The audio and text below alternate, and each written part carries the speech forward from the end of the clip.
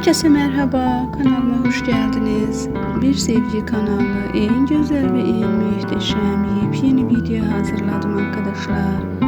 Hepimizin çok sevdiği Halil İbrahim Ceyhan'ın ve güzeller güzeli, çok sevdiğimiz Sla Türkoğlu'nun muhteşem video fotolarından yepyeni video hazırlayıp sizlerle paylaşmaya devam ediyorum. Umarım beğenirsiniz. Beğenip kanalıma destek olmayı unutmayın arkadaşlar. Abone olmayı, yorum yazmayı ve beğen atmayı unutmazsanız çok sevinirim.